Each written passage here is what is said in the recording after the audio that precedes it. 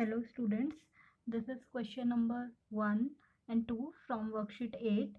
जो चैप्टर है वो बहुपद है क्लास 9 का।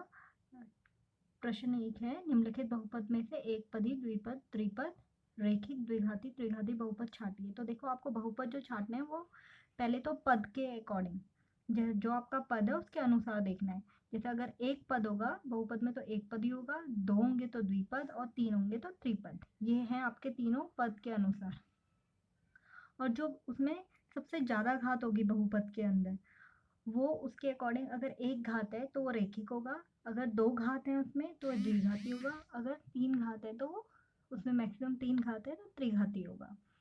तो आप पहला वाला देखोगे, पहला बहुपद जो दिया हुआ y की घात 3 प्लस y की घात 1। तो यहाँ पर जो पद हैं वो दो हैं, एक और दो। तो पद यहाँ पर कितने हो गए? दो। तो अगर दो पद हैं तो इसका मतलब ये हो जाएगा, ये द्विपद हो जाएगा। और क्योंकि इसमें जो घात है वो जो सबसे ज़्यादा है वो तीन है, एक इस पे एक है, इस पे तीन है, तो ज़्यादा घात कौन सी है? तीन। तो उसके अनुसार, घात के अनुसार इसमें जो मैक्सिमम जो सबसे ज़्यादा घात है वो तीन है, तो उसके अनुसार ये त्रिघाती हो गया। ठीक है, इसमें जो घात है वो है तीन और जो पद है वो है दो, इसलिए ये द्विपद हो गया। अगला देखेंगे तो इसमें एक दो तीन, तीन पद हैं। अगर पद तीन है तो ये हो गया त्रिपद। और इसमें जो घात है, जो चर पे घात है वो यहाँ दो है और यहाँ एक है, तो मैक्सिमम घात जो है चर पे वो दो है। तो क्योंकि घात यहाँ पर कितनी है? दो, तो इसलिए ये हो गया द्विघाती। अब अगला देखेंगे तो ये z की घात दो, तो इसमें एक ही पद है इसमें एक, इसलिए ये एक पद हो गया। और इसमें जो घात है वो दो है, तो इसलिए ये द्विघाती हो गया। इसमें देखेंगे तो ये एक ही पद है, इस वाले बहुपद में 9x की घात 3, ये एक ही पद है। ठीक है, इसमें प्लस माइनस कुछ नहीं हो रहा दूसरा पद, तो ये एक पद है, तो इसलिए एक पद ही हो गया। और इसमें जो घात है, चर पे जो घात है वो तीन है, मैक्सिमम तीन है घात। अगर घात जो है तीन है तो ये हो गया त्रिघाती। यहाँ पर आप देखोगे इस वाले बहुपद में जो पद हैं वो दो हैं, तो इसलिए ये द्विपद हो गया। और घात जो है चर पे एक है मैक्सिमम। ठीक है, अगर घात एक होती है तो हम उसे रेखिक बोलते हैं।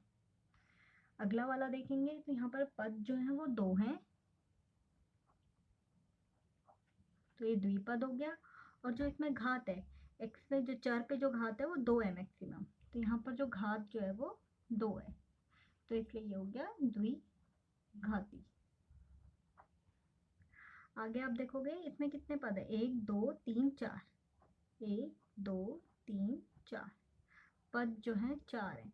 अब देखो आपको चार पद का नहीं दिया हुआ, रे एक पदी द्विपद और त्रिपद दिया हुआ है, तो अगर हमारे पास तीन से ज़्यादा पद हो जाएं तो हम उन्हें बहुपद ही बोलते हैं। तो यहाँ पर ये हो जाएगा बहुपद, क्योंकि इसमें तीन से ज़्यादा, इसका कोई नाम स्पेशल नेम नहीं है जैसे एक पदी द्विपदी त्रिपदी का है। और इसमें जो मैक्सिमम घात है एक्स की घात 3, यहाँ पर एक्स की घात 2, यहाँ एक्स की घात 1, तो मैक्सिमम जो घात है यहाँ पर वो है 3, तो इसीलिए ये हो जाएगा त्रिघाती। Okay, now next question is, आपको सही और गलत बताना है।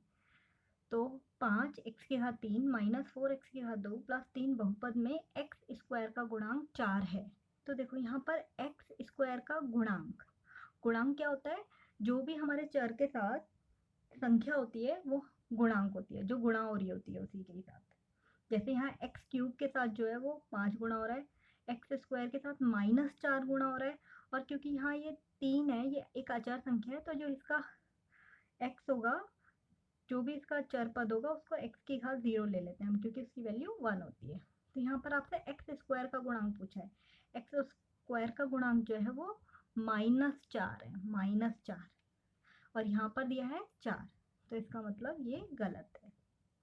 बहुपद 4x की घात 2 की घात 2 है, तो बहुपद अगर ये है, इसकी जो घात दी हुई है वो 2 है, तो ये सही है। x की घात यहाँ 2 है, तो ये सही है।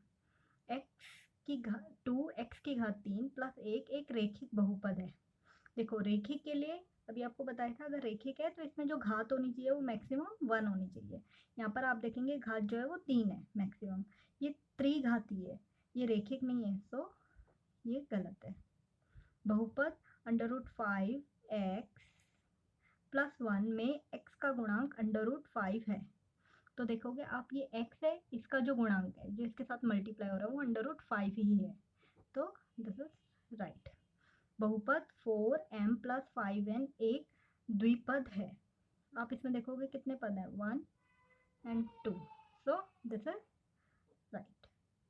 ओके स्टूडेंट्स, अगर आपको कोई प्रॉब्लम है तो आप मुझे कमेंट बॉक्स में कमेंट कर सकते हैं।